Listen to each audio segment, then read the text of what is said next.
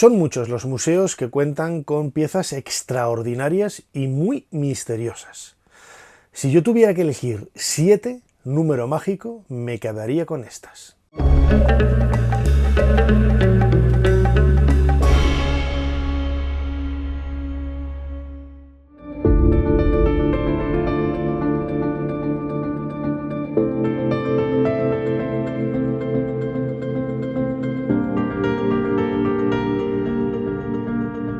Este vídeo no trata de realizar un barrido muy extenso porque son en realidad miles, ¿no? Las piezas que podríamos seleccionar de piezas sorprendentes, insólitas, extraordinarias del Antiguo Egipto. No voy a elegir tampoco las más hermosas, las más bellas, sino sobre todo las que más respuestas dan a algunos enigmas o las que por el contrario más cuestiones plantean sobre su significado, cómo se hicieron, etc. Son muchísimas, como digo, las que podríamos elegir, pero ciñéndonos a un número mágico, el 7, yo me quedaría con estas.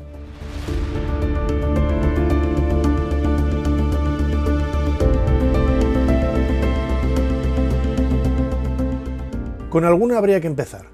Así que vamos a viajar al Museo Nacional de la Civilización Egipcia en el Fustat, el nuevo museo, para ver esta pieza que estamos viendo ahora mismo en pantalla, que en realidad se conservaba en la planta superior, en uno de los extremos, casi saliendo a la entrada de la sala de las momias, en el Museo de la Plaza del Tahrir, y que es un recipiente de un tamaño relativamente grande, tiene unos 40 centímetros de altura y un diámetro, pues como estáis viendo, bastante ancho, ¿no? Para poder recoger líquidos, para poder recoger agua. ¿De qué se trata? Pues es una máquina para medir el tiempo, es una clepsidra, un reloj de agua. Data del reinado de Amenofis III, el abuelo de Tutankamón. Estamos grosso modo hacia el 1375 antes de nuestra era. Y el funcionamiento es muy sencillo. Se limita a cubrirlo de agua, llenarlo de agua, y fijaos que tiene a lo largo de las paredes diferentes agujeritos, ¿no? Por donde se va derramando, por donde va saliendo el líquido.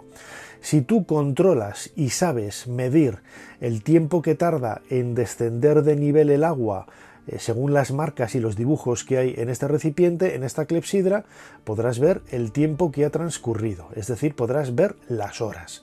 Esta maquinaria, esta clepsidra, este reloj de agua, era muy utilizado sobre todo en los templos para medir el paso de las horas de la noche. Por la tarde, durante el día, por la mañana es muy fácil medir con un reloj de sol, con una simple sombra, un palito colocado en el suelo. Puedes medir, si ya lo tienes aprendido anteriormente, cuál es la ubicación, la posición del sol en un momento determinado del año y saber a qué hora estás, ¿no? En qué hora estás. Estos relojes se siguen utilizando en algunos pueblos, por ejemplo en España, en las torres de las iglesias, vemos todavía estos relojes de sol. Pero por la noche, ¿cómo haces? Que no hay sol, no hay luz. Bueno, pues se utilizaban estos relojes de agua, una clepsidra. Es quizás un paso adelante, ¿no? En este mundo tan sofisticado del Antiguo Egipto, que a veces nos sorprendemos, ¿no? Es una pieza extraña, es una pieza hermosa también, pero quizás su belleza radica en el significado con que cuenta para ser utilizado por las noches como una especie de reloj de pulsera.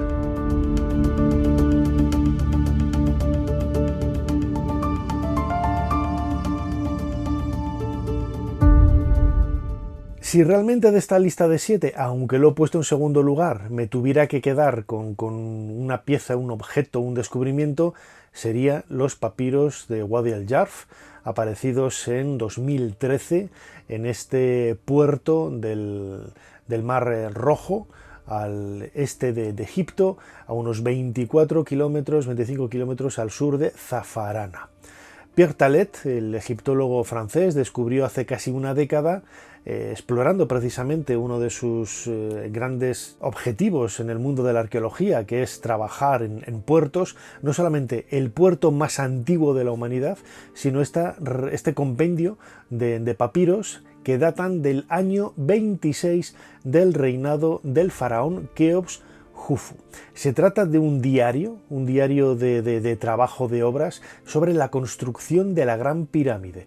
Es, como digo, uno de los descubrimientos más sensacionales que hemos podido vivir en los últimos años. Yo creo que uno de los más importantes de este siglo XXI por toda la trascendencia que ello conlleva. El funcionario que firma estos documentos es un tal Merer, que es un personaje de la administración, en donde nos cuenta cómo en ese año 26, entre los meses de julio y de noviembre, utilizaba 40 barqueros para transportar bloques de piedra desde las canteras de Tura hasta la meseta de Giza, en donde se encuentra ese horizonte de Keops, que es el nombre que tiene la pirámide en el mundo antiguo. Así la llamaban los egipcios a la pirámide de Keops. Hoy la llamamos la Gran Pirámide, sin embargo los antiguos egipcios lo denominaban el horizonte de Keops. Pues bien, Pierre Talet supone que al ser bloques de piedra blanca de las canteras de Tura, utilizados precisamente para cubrir la zona exterior, ¿no? El recubrimiento externo de la pirámide, debe de ser pues, un documento que pertenece a esos últimos años del momento de la construcción de la Gran Pirámide.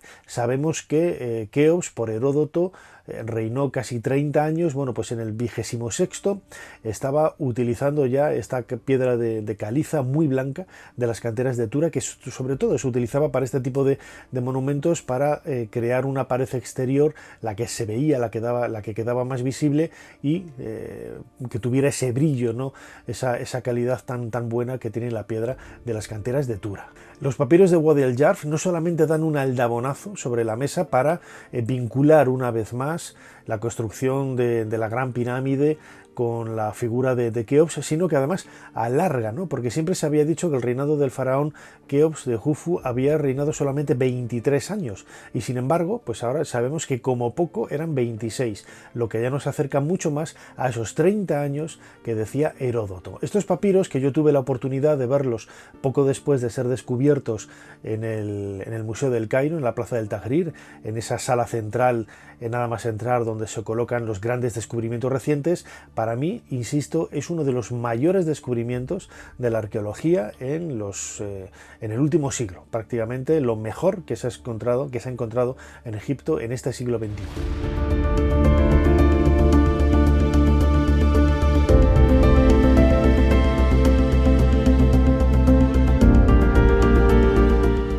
En tercer lugar, me quedaría con las figuras funerarias, los aptis del faraón Akenatón, Amenofis IV.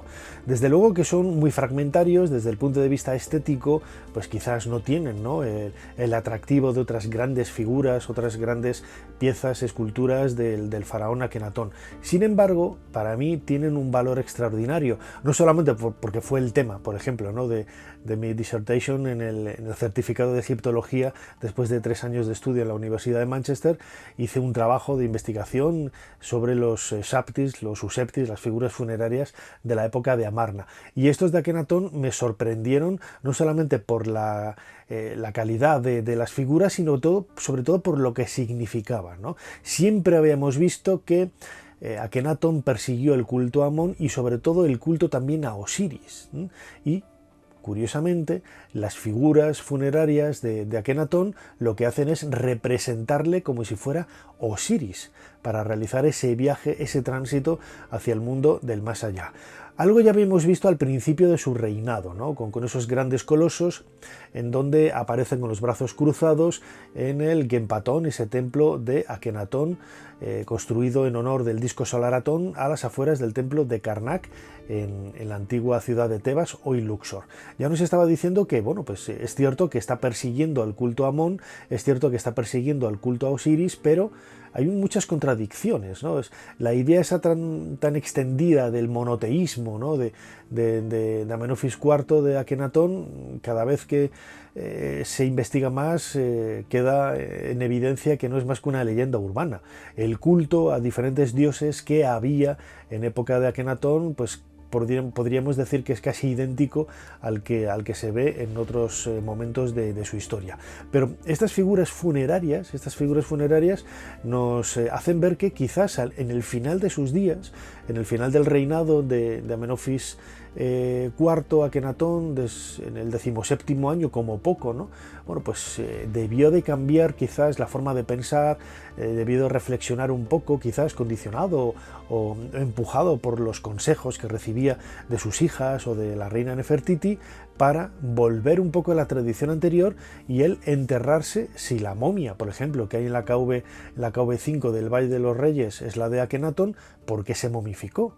Si tanto complejo y tanto perseguía el culto a Osiris, ¿no? Y el hecho de que en su tumba en su tumba de Amarna aparecieran estas figuras funerarias, ya nos está hablando de ese culto a Osiris que pudo haber reverdecido y se pudo haber recuperado al final del reinado de Amenofis IV Akenatón.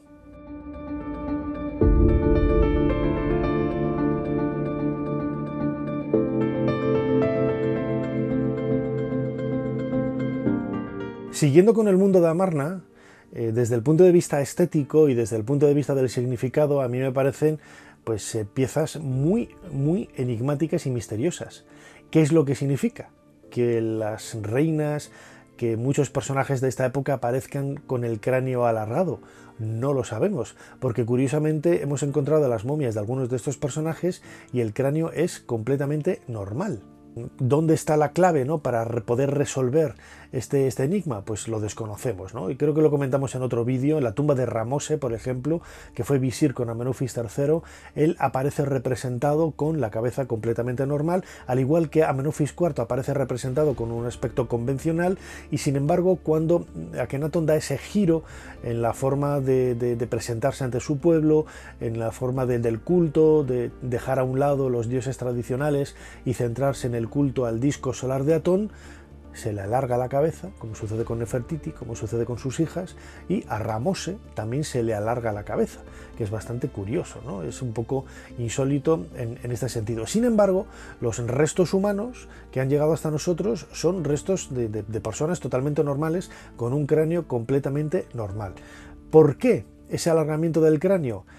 Se ha dicho que si tenía algún tipo de enfermedad, de hidropesía, de alguna deformación, que se lo alargaban como hacían los indios americanos en Perú, por ejemplo, pero realmente no hay evidencias de nada de ello, ¿no? Seguramente hay un trasfondo, quizás desde el punto de vista simbólico, desde el punto de vista mágico. Se ha hablado, ¿no?, de querer representar el huevo primigenio del que surge la vida, ¿no? Bueno, pues no lo sabemos, ¿no? Son un poco teorías que, bueno, pues especulan con datos de los que principalmente no tenemos ni una sola referencia. No hay un texto que nos explique por qué ese cráneo alargado en las figuras que vemos, por ejemplo, en esa sala de Amarna del Museo Egipcio en la Plaza del Tahrir, ¿no? Es para mí uno de los grandes enigmas de la historia de la cultura egipcia, que todavía no tiene respuesta y que vemos perfectamente reflejada y proyectada en estas figuras.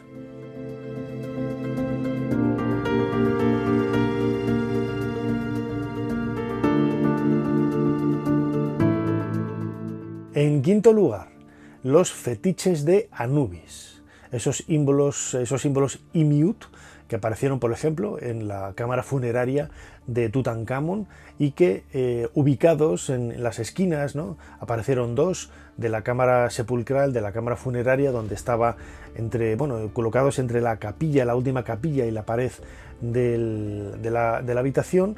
Bueno, pues realmente no sabemos lo que significa. Sí que conocemos que están vinculados al dios Anubis, que era el dios de la momificación, y parece que es una especie como de cuenco del que sale un pedestal, sale un palo, un tronco al que está atado una piel de animal. Pero el significado realmente no lo sabemos.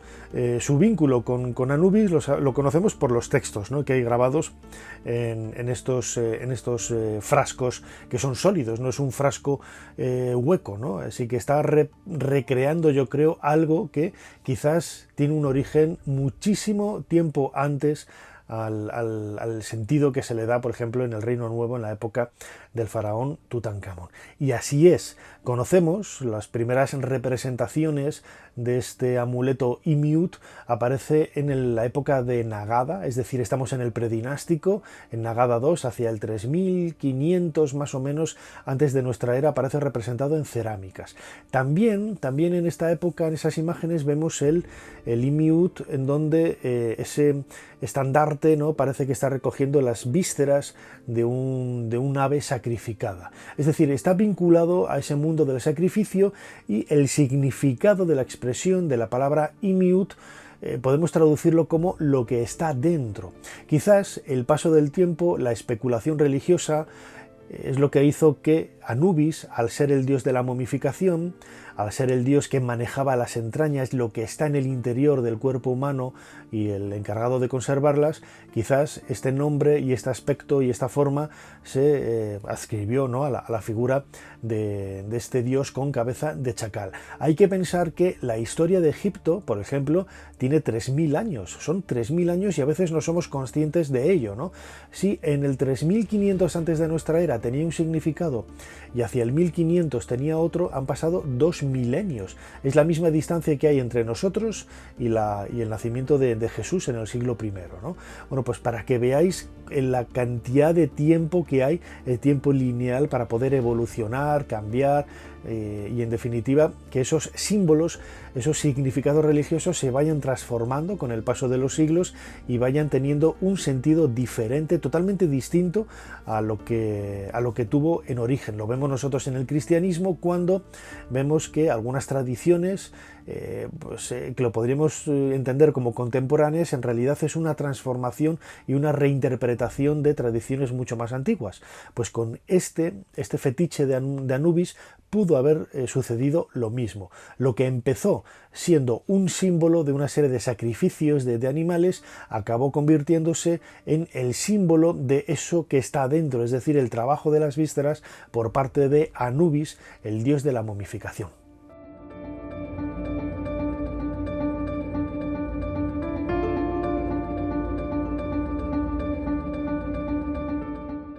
Uno de los objetos más curiosos, que pasa totalmente desapercibido, no solamente a aquellos que visitan el Museo Británico en Londres, sino también el Museo del Cairo, son los restos de la famosa barba que tenía la esfinge delante, mejor dicho, bajo la barbilla, debajo del rostro, ¿no?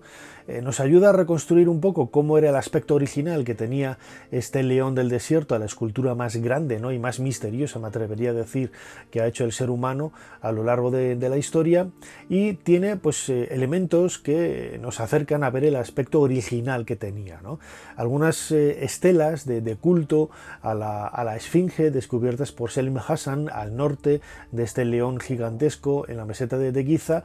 Podemos ver también el aspecto original que tenía en aquella época, en época ramésida, hacia el año 1200, 1100 antes de nuestra era, en donde vemos, recordad, ¿no?, que lo veíamos hace unas semanas, no solamente las pirámides, aparece la pirámide de Kefren, la pirámide de Keops, sino también esa barba o esa escultura que tenía entre las patas y que hoy se ha perdido y que no ha llegado hasta nosotros ninguna huella de su paso, ¿no?, de ella. Sin embargo, conservamos la cobra, incluso la cobra que tenía sobre la cabeza, el símbolo real por antonomasia de los antiguos egipcios. La cobra, la cabeza de esa cobra, policromada, ¿no?, de color rojo, parece que tiene ese cubrimiento de pintura, la podemos ver en una de las esquinas de la planta baja del Museo del Cairo, en la Plaza del Tahrir, y junto a ella vemos los restos de esa barbilla, de seguramente un añadido de época de Amenofis II o Amenofis III, uno de los fragmentos, uno de los cuales está en el Museo Británico y es más famoso, por desgracia, de los muchos otros fragmentos, muchos más que hay en el Museo de Tahrir, ¿no? Incluso ese relleno que cubre lo que es la barbilla, para unirlo al cuerpo, al pecho del animal, parece tener una figura que está arrodillada, como si estuviera presentando ofrendas a este león del desierto, a este Ra-Arachti o a este Horem Ahaget, Horus en el horizonte, que es también otro de los apelativos, ¿no?, que tiene la esfinge. Para mí es uno de esos lugares esta esquina del Museo del Cairo, en donde podemos ver piezas extrañas, insólitas, con un significado todavía un poco turbio, que desde el punto de vista estético no son muy brillantes, pero que nos acercan una vez más a ese gran misterio que hay alrededor del mundo antiguo y en concreto de la civilización faraónica.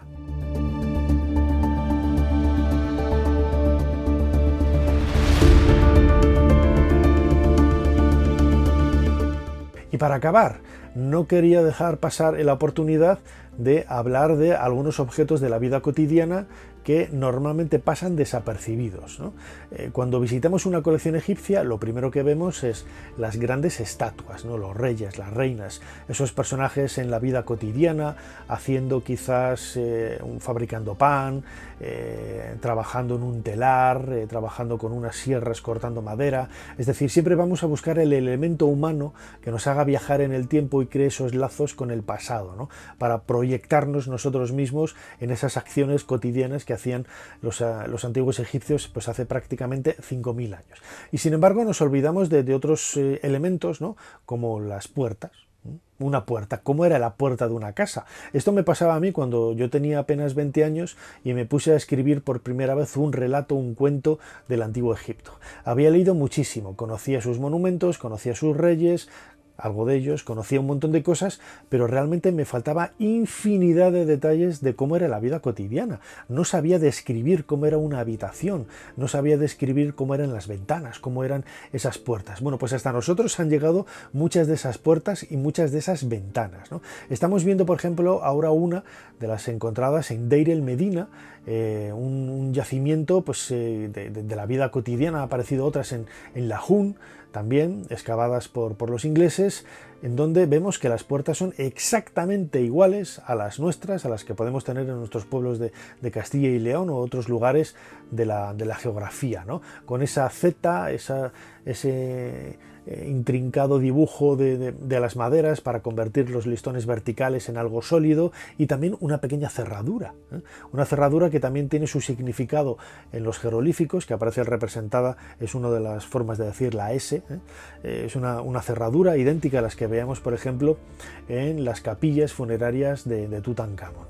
Bueno, pues estas cerraduras, que se abrían con unas llaves un poco toscas, pero bueno, es que eran igual que a las nuestras, ¿no? O las tumbas, mejor dicho, a las puertas que había en las tumbas, que es algo también hoy cuando entramos, como no hay puertas, enseñamos el ticket a la persona que está en la entrada y ya vamos directos hasta el fondo, no nos damos cuenta de que realmente esos lugares tenían puertas, ¿no? Con sus quicios, sus bisagras, sus goznes, absolutamente todo, ¿no? Y hasta nosotros han llegado algunas de esas puertas de acceso a cámaras funerarias, como la que veíamos hace unas semanas en un vídeo short que publicamos, esa puerta de la tumba de Senetjem que hoy vemos en el Museo Nacional de la Civilización Egipcia en el Fustat.